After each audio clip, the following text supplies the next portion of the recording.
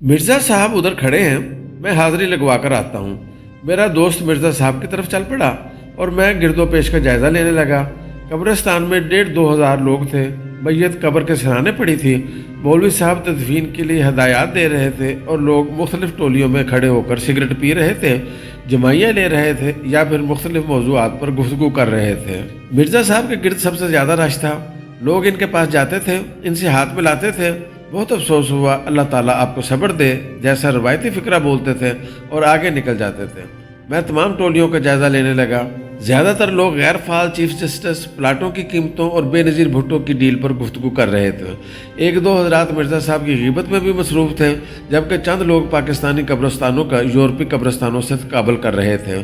वो यूरोपी कब्रिस्तानों की सफाई, खूबसूरती और तरतीब की तारीफ़ करते थे और हसरत से कहते थे, काश मरहूम का नाम हेनरी या फ़िलिप होता और इसका इंतकाल यूरोप में होता तो वो आज आसूदा हाल मुर्दा होता। कुछ लोग आगे पीछे देखकर कह कहे लगा रहे थे। चंद जिंदा दिल एक दूसरे को ताज़ा तरीन लतीफ़े सुना रहे थे, जबकि 90% लोगों के मोबाइल बज रहे थे। मिर्ज़ा साहब सोगवारों के इस हजूम में घिरे थे और वक्फे से अपने मरहूम भाई की खूबियाँ गिनवा रहे थे। लोग उनकी हर बात पर हाँ में गर्दन हिला देते थे। हजूम के दरमियान 4 फोटोग्राफ़र भी घूम रहे थे। ये फ़ोटोग्राफ़र वहाँ मौजूद हर नामवर, मशहूर और अहम शख्सियत की तस्वीर खींच रहे थे। बाद लोग फ़ोटोग्राफ़रों से अहम लोगों के साथ तस्वीर खिंचवाने की फरमाइश करते थे। वो अपनी डायरी में उसका एड्रेस और टेलीफोन लिखते थे और उसे अहम शख्सियत के साथ खड़ा करके तस्वीर खींच देते थे। कब्रिस्तान से ज़रा फासले पर शामियाने लगे थे।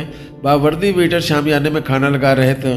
खाने का इंतज़ाम शहर की मशहूर कैटरिंग कंपनी ने किया था, जबकि दूसरे शामियाने में 2 मदरसों के 400 बच्चे कुरान खानी में मसरूफ़ थे। कब्रिस्तान में दुआ के लिए साउंड सिस्टम लग रहा था। कंपनी के बावर्दी वर्कर कब्रिस्तान के चारों कोनों में स्पीकर लगा रहे थे, जबकि मिर्ज़ा साहब के मुलाजमों ने कब्रिस्तान के दरमियान में लकड़ी का एक तख्त बिछा दिया था।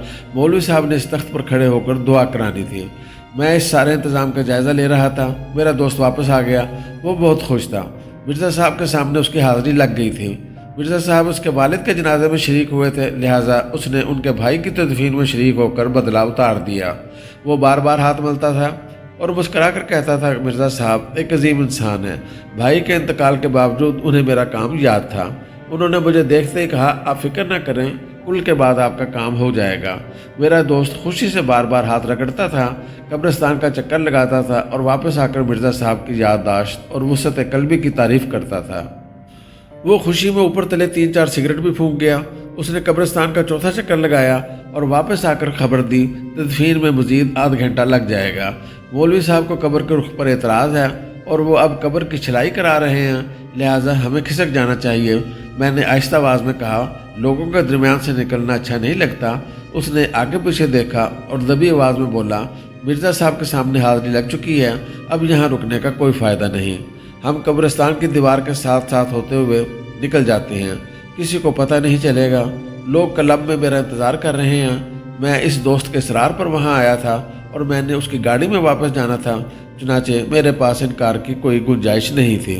हम दोनों कब्रिस्तान की दीवार के साथ लगकर आहिस्ता आहिस्ता पीछे हटने लगे। वहाँ हमारे जैसे 20-25 मज़ीद समझदार लोग भी मौजूद थे। वो भी हाज़िरी लगवा चुके थे और उन्हें भी मुर्दे में अब कोई दिलचस्पी नहीं थी। हम भी इनके साथ शामिल होकर कब्रिस्तान से बाहर निकल गए। हमारी गाड़ी ज़रा फासले पर खड़ी थी। हम टोए टिपों से होते हुए गाड़ी की तरफ चल पड़े। मेरा दोस्त इस दौरान दुनिया की बेसबाती का तज़किरा करने लगा। उसका कहना था, हमारे दिलों से खौफ खुदा ख़त्म हो चुका है। हम लोग मौत पर भी वली में जितना खाना पकाते हैं। तुम मिर्ज़ा साहब को देखो, उन्होंने कब्रिस्तान में कैटरिंग का बंदोबस्त कर रखा था। मेरे दोस्त को कब्रिस्तान में मौजूद फ़ोटोग्राफ़रों पर भी एतराज़ था। उसका कहना था, चंद बरस पहले तक सिर्फ शादी ब्याह की तस्वीरें शाये होती थीं, लेकिन अब अखबारात में जनाजे, कुल और 40वें की तस्वीरें भी छपती हैं। कल तक सिर्फ शादी ब्याह के चीफ गेस्ट होते थे, लेकिन अब जनाजों के लिए भी चीफ गेस्ट का बंदोबस्त किया जाता है।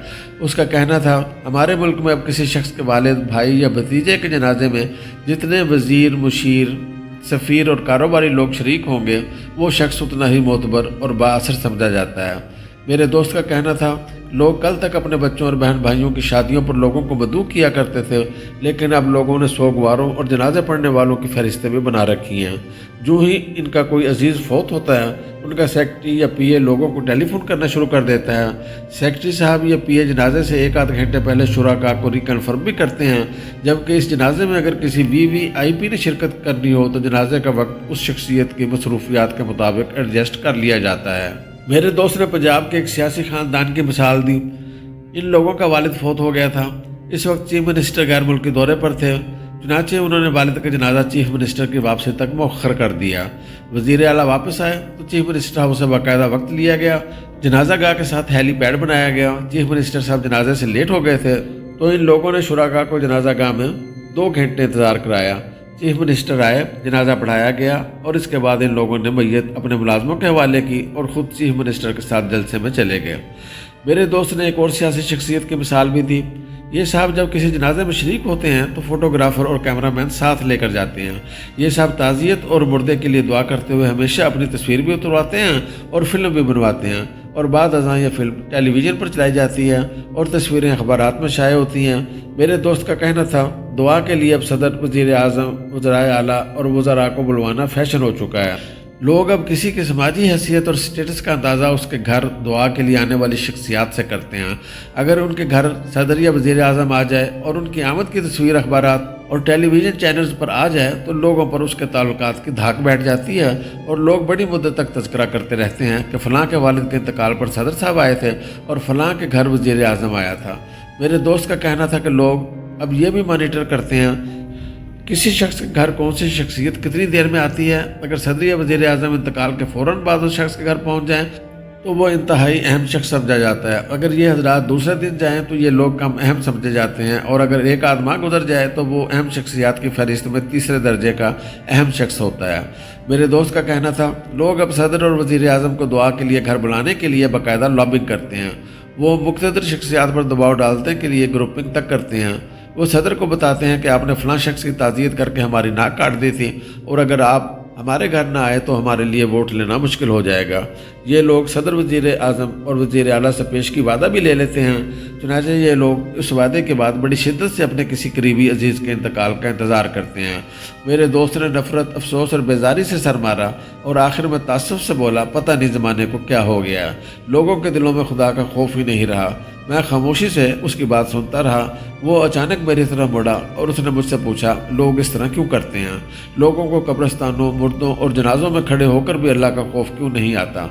मैंने मुस्कुराकर उसकी तरफ देखा और आहिस्ता से जवाब दिया, लोग आजकल कब्रिस्तानों में मुर्दों के लिए नहीं जाते, ये जनाजा पढ़ने और दुआ के लिए भी नहीं जाते, ये फ़क्त हाज़िरी लगवाने और तस्वीर खिंचवाने के लिए आते हैं। ये दूसरों के दिलों में अपने ताल्लुकात की धाक बिठाने के लिए आते हैं। मैं रुका और दोबारा अर्ज़ किया, आजकल लोग मुर्दों के लिए नहीं बल्कि जिंदों के लिए कब्रिस्तान जाते हैं, लिहाजा उनके दिल खुदा के खौफ से खाली हैं।